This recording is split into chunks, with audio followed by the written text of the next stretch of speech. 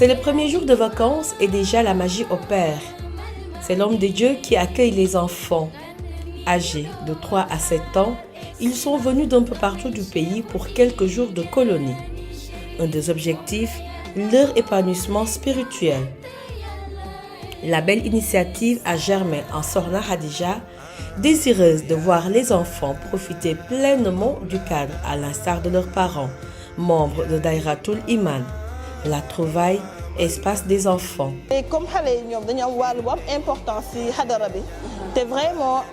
man am naa expérience léegi pourquoi pas comme sang bi di wax rek jël expérience boobu mettre à la disposition de hadara bi indi leen sama wàll ci fànn boobu daal. Ici, chaque enfant a, en plus des loisirs, profité d'un encadrement pour un renforcement spirituel. Vu que ñoom parents yi mën nañ ni gàmmu yeeg événement yu bëri ñoom ñooy gën a profité que xale yi ñooy nekk ak sang bi ah ñooy am rencontre daayira yi xale ak parents yi la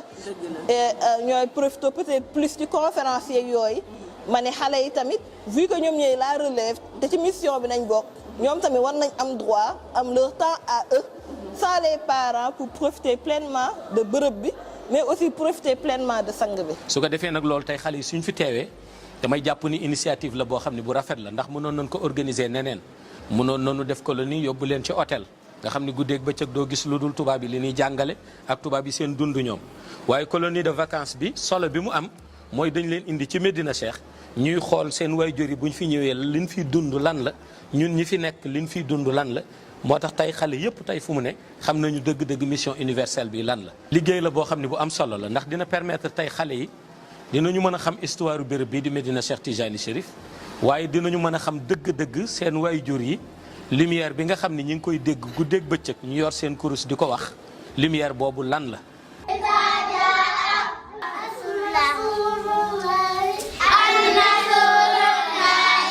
Les journées sont rythmées d'apprentissage du Coran en alternance avec des activités ludiques. wax rek ni colonie de vacances la waaye ñun dañu jàpp ni sax li ngeen def nii ëpp na vacances ndax li ngeen def nii ñëw la ressourcé waat ci source bi fexe yeesalaat seen rox yeesalaat seen xol te defe naa ni mu waree seeni waajur yéen aussi noonu la leen ware ndax rox moom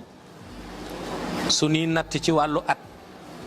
munoo ni rox bi xale la wala rox bi mag la su ko defee yàlla na mu dogalee rox rek mooy dafay bëgg bés bu xëy muy gën a yokk leeram waaye bés bu xëy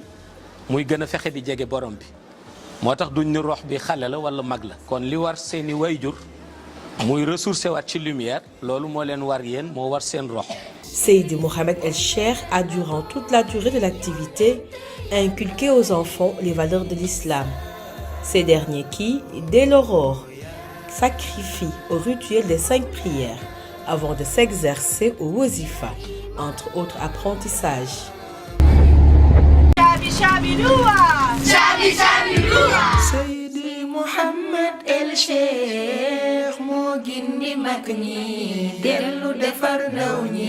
mandargal kade Daïratul Iman billah. Seydi Mohamed El Cheikh moo gindi mag ñi dellu defar ndaw ñi mandargal kade Daïratul Iman billah. xale yi lee am teggin te xam yàlla. Les secrets mystiques de certains animaux leur sont même révélés. parc ba di def seen visite dama leen waxoon ni suñu demee rek ñoom nañu basé wu ci benn aaya bi yàlla di wax sanurihim wa ayatina fil afaqi wa fi anfusihim su boobaa lu ñu xoolati lu nekk ñoom danañ ci mën a gis ni lii kat comme créature la bu yàlla bind waaye dana mën a doon jàppandal boo xam ni maanaam dana leen mën a jëriñ ba nga xam ni bu ñu xoolee rab yi du ñu gis rek rab bi nii ndax dañ ko bëgg découvrir tey ñu wan leen lii mooy kéwal wala wan leen lii mooy torti wala wan leen lii mooy golo yi waaye dinañ ci mën a jàng ni ñoom yàlla bind na leen ñoom xale yi ñu bokk ci être humain ñu nekk ci bani aadam waaye yàlla aussi bind na ñoo xam ni ci beneen xeet la leen boole muy ci xeetu rab yi waaye yàlla it def hikma ci ñoom waaw yàlla def hikma ci ñoom parce que sabaha lillahi ma fi samawati wa ma fi l ardi alquran dafa ni lépp loo xam ni mi ngi ci suuf mi ngi ci asamaan mi ngi ci diggante yi day tudd yàlla kon xale bi moom ni muy tuddee yàlla na jàpp ni aussi rab boobu mu seeti woon rab bi noonu lay tuddee yàlla ndax règne animal yàlla ngi tënk seen zikr ñoom ci turam ba ñoo tuddee almajid su ko defee ci almajid boobu ci la ñuy communiquer ñoom seen communication aussi du yam ak communication doomu aadama moom xëy na mën na yëkkati làmmiñ wax moromam dégg ko ñu ni làkk na wolof wala làkk na français règne animal bi ñoom aussi ñi ngi communiquer ci seen biir ci ay langues yoo xam ni sax su la yàlla mayul wala ngay wëlu yàlla munoo xam dëgg-dëgg ñooñ ci ban langue la ñuy wax ndax ñi ci ëpp ci ñoom ci seen instinct la ñuy wax te instinct dafa sore ci biir règne animal li ci ëpp ci ñoom pour nga mën ko percevoir foog nga am la ñuy tuddee jàppandal ci wàllu lumière boo xam dañ la mën a permettre maanaam bëtt la nga xam ni mooy seen xaqiqa ruux pour comprendre seen langage ndax ñëpp xam nañ ni Mawlaay Cheikh Ahmed Tijani gis nañ ko ci côté yu bare yoo xam ni miin nañ ko sax ba ci ñi koy dessin ñu gis benn kéwal ci wetam ma waxoon leen kéwal boobu loolu nawamis la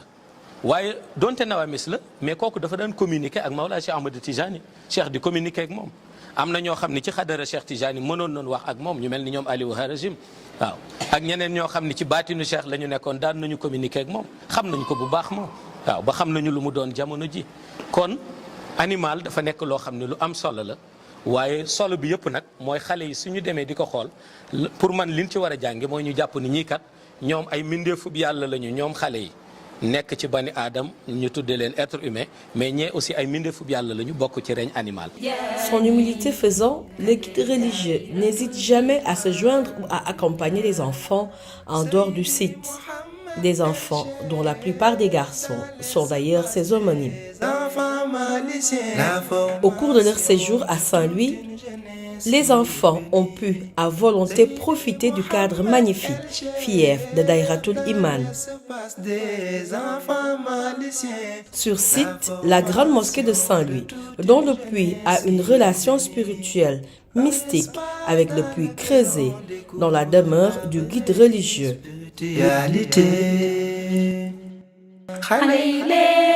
Zawiya Seydi El Hadj Malick Sy. C'est avec beaucoup d'émotion, les yeux pleins d'étoiles, que les enfants disent le merci de leur cœur. Mon père fait partie de la Daïratul Iman. J'ai vu des animaux, je trouve la nature belle. Gis naa fi ay bëy àll neex na trop daal. Aujourd'hui j'étais content, j'ai vu beaucoup de choses. Les séjours méritants terminés, les enfants, en attendant de retrouver prochainement leurs camarades à l'espace des enfants, retournent chez eux avec les précieux conseils de Seydi Mohamed El Cheikh. Le guide religieux les exhorte à être respectueux envers leurs parents, en plus de bien travailler à l'école. Des prières formulées, l'hymne de la Révolution est entonné en chœur. Mandargal kade Daïratul Iman.